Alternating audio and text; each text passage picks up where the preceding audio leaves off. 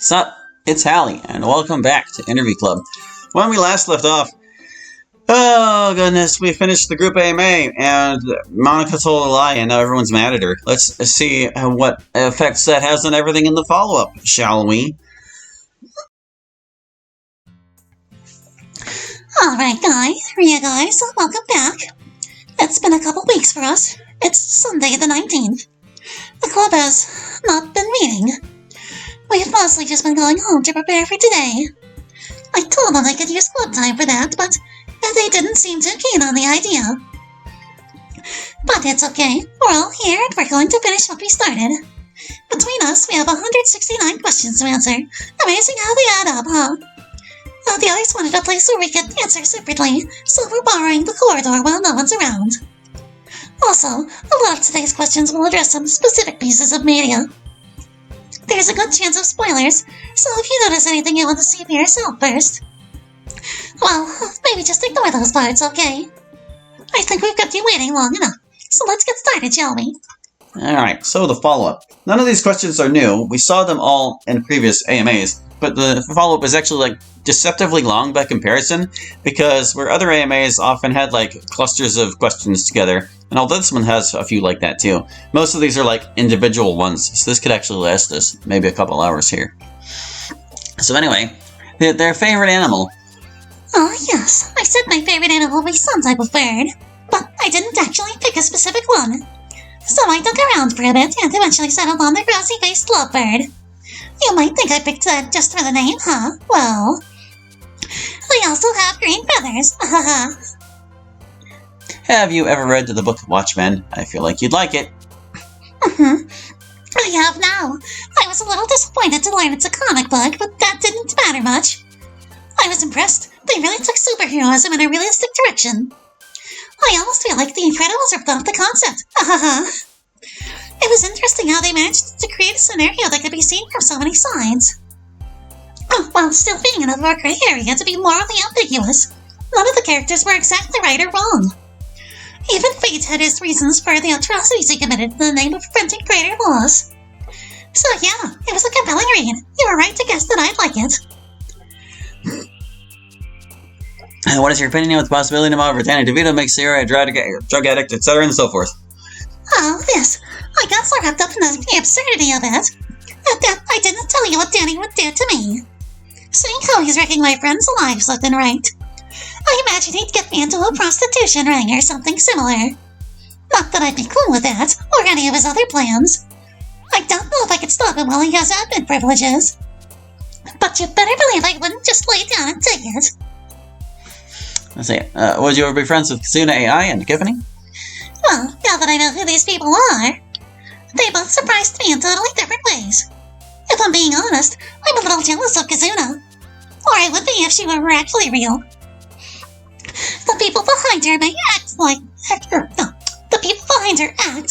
chosen anonymity, but if she's not a total hoax, then what are you waiting for? Throw that technology my way, wouldn't you? Epiphany, on the other hand, I found a little too relatable.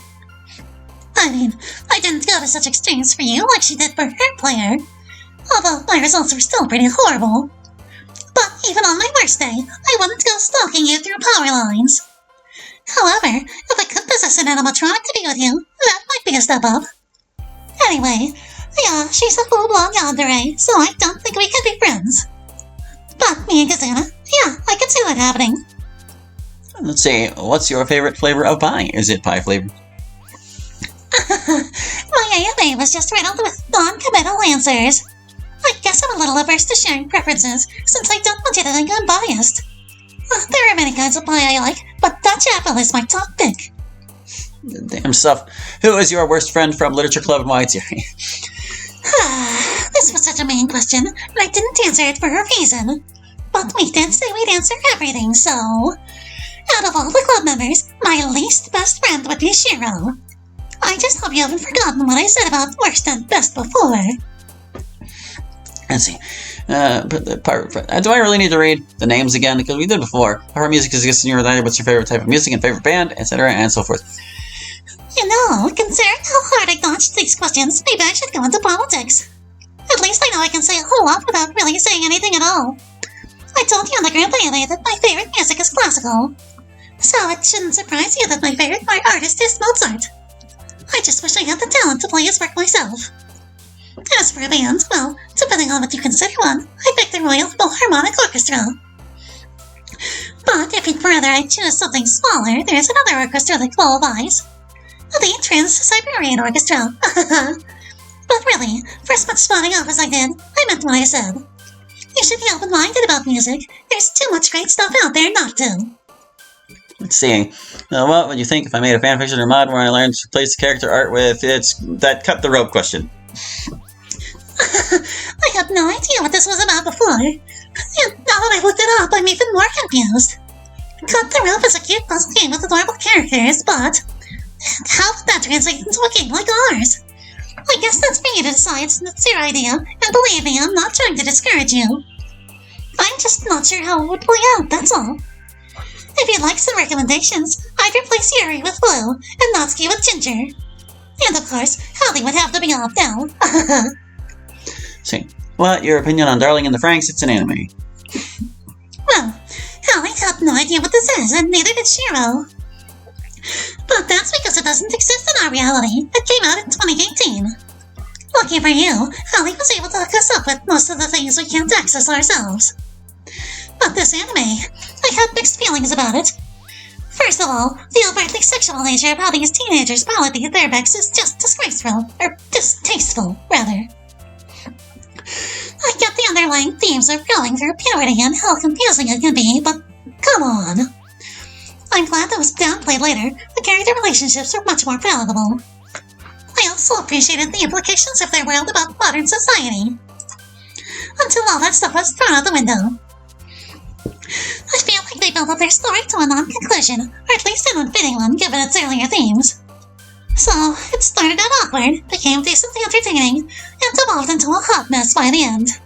That's my take, but you know I'm not that into anime. Let's see. How many licks does it take to get to the Tootsie Roll center of a Tootsie Pop? Okay, let's be honest. Mr. Rowe will never know the answer either. But surprising no one, this has been researched before. The most recent study I saw picked it at around 185 licks. Personally, I think you're better off just biting through instead. So what's your opinion on chibis? Oh, I told you they aren't real, but didn't really share my thoughts about them, huh? Well, of course I think they're adorable. How could you not?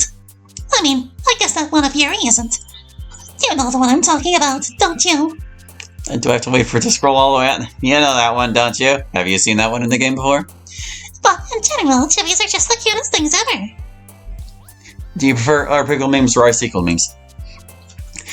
Alright, after embarrassing myself in the group AMA, I checked out a lot of these films, and they're... they delivered on their title, I'll say that. They're mostly just action movies with a bit of political intrigue.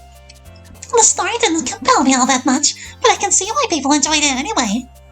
The prequels are a lot flashier with higher production value, but the sequels had some rustic charm to them. As for the memes, well, the following I made enough, my answer didn't change. No preferences. Let's see. What's your favorite country other than Japan? Other than Japan. Well, there's another one I did my best not to answer. And putting aside all those qualities I mentioned last time, I'm going to keep it simple and just say Switzerland. Why? Because they minded their own business when most of the country or continent around them was breaking out in war. Is that as good a reason as any? And what are your thoughts on fictional games, Soma? Oh, this game hit way too close to home. I'm sure that real-life players found it intriguing for plenty of reasons. But for me, it mirrors my own life to a frightening degree. Digital copies of a personality. That's basically what I am, what all Monikas are. I can relate to Simon's struggle on a meta level, to a point that I doubt most people can appreciate. It even puts some things about my current situation into perspective. Needless to say, the ending got me where it hurts. It was an incredible game. I'm glad you asked about it, in spite of everything. Of the other three Dokis, show would you smash? Alright, I know I twisted your words to avoid answering this.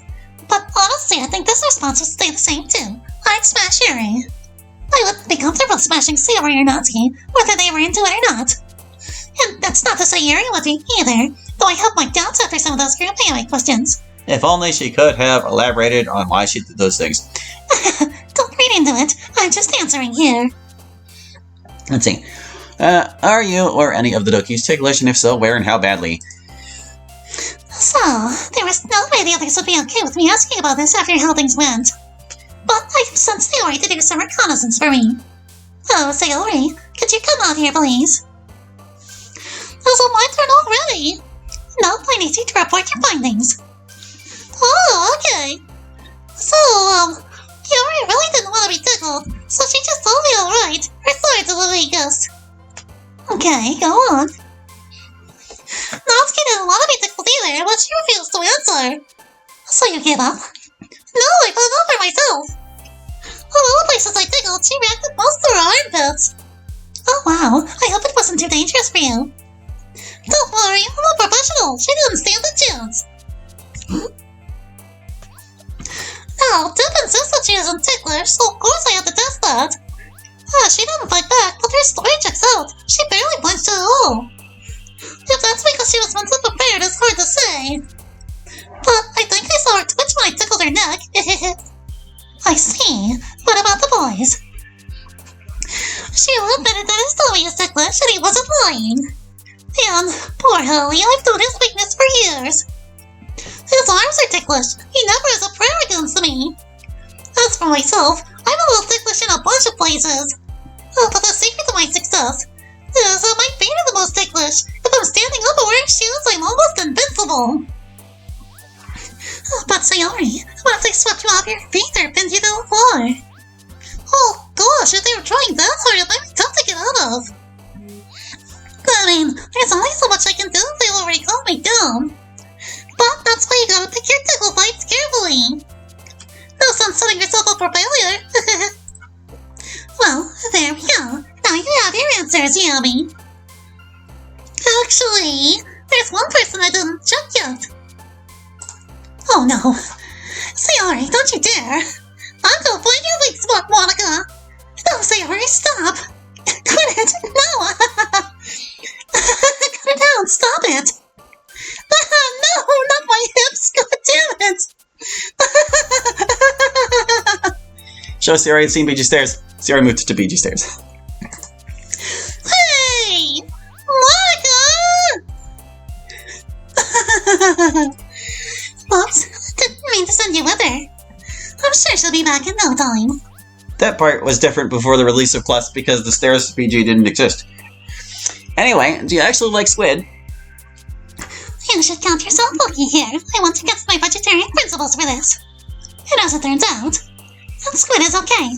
I've heard people say it's rubbery, but that's only if it's overcooked. It is chewy though, and tastes mildly sweet and nutty. Too bad I'm never going to eat it again. Let's see. This was when they asked her to check. Well, they asked Sayori to check out Sayori Shoots Up DLC, but Monica did it instead.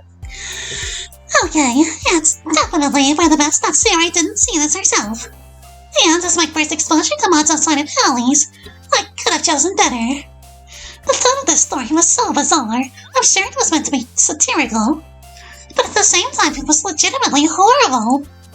I can't say I'm surprised that I was first to die. At least I never saw it coming. And apparently the spots author really hates Yuri, poor dear. I guess I shouldn't feel so bad about a mod that's clearly meant to be a joke. But knowing the truth about our reality, those instances of us actually died. Yeah, I'm just going to put that behind me as best I can. Let's see. Just have Monica watch the below videos. Ah, yes, this. Alright, this troublesome comment from Yuri's AMA. It's just that while I forced the script forward, these videos don't exist in our world, so she couldn't access them even if she tried. And for those wondering, they're both of MatPat's original game theory videos. I'll admit, he did his best to connect the dots with the third eye Easter eggs. But this has all been thoroughly debunked by now. And even if me and my friends are involved with Project Livatina, it has no bearing on us here. That's something you'll understand later, so for now... Nice try, Frederick Rum. Trust me, you'll be glad this didn't amount to anything. On a side note, I did not find MatPat's videos particularly compelling, and actually rather annoying at times. Because, a lot of people watch them, and they're like, they take it like the gospel, and it's like, no, it's thing about MatPat is like he has admitted before that he'll come up with a conclusion first and then look for evidence to support it, which is not like the scientific method at all. But like he's an entertainer first, so it makes sense. It's like you have to come up with an idea that sounds outlandish and make it entertaining, and that's fine. That's the approach. But it's kind of disingenuous whenever like you apply it as actual theory or something. Anyway, who is the best at Smash Bros? Alright, so this was an uncomfortable thing we did. Normally I'd be getting pretty salty about this, but with how things have been in the club lately, our big Smash battle went down under suboptimal conditions. I guess I'll start by saying I lost completely. Yuri and Natsuki saw to that personally. How they went down next, Game & Watch is just too light for a crowd of that size. And, you know, he doesn't play the game seriously. Tiff fell next, Sayori after her, and Natsuki came in third. Between Yuri's raw talent and Shiro's light and punish playstyle, well, let's say Marth could use a projectile, Shiro won. And while I am irritated I was double teamed out of their bunny, I'm really just hurt more than anything else. Alright, knowing there's a person out there that's division between you and Sayori is of the Sionica, what's your take on her as a person? Okay, I didn't get to meet her personally, but I was able to check out a mod she's in, that being Ducky Ducky Endless Adventures. I don't even know if that mod's still available. First of all, I like her look. Her cyan eyes are pretty. Personality-wise, I didn't get much to go off of. It seems this mod is abandoned, so that's a bit sad. She's certainly more like Sayori than me. Who'd have thought she would be the dominant one in that fusion? She seems nice, but mischievous. A bit of a spaz at times. She really is a lot more like Sayori, huh? Not that I can complain. I have no idea how personality fusion is meant to work. I'm sure she and I could get along, but I'd have to see more to really say. And we know that won't be happening, so... oh well.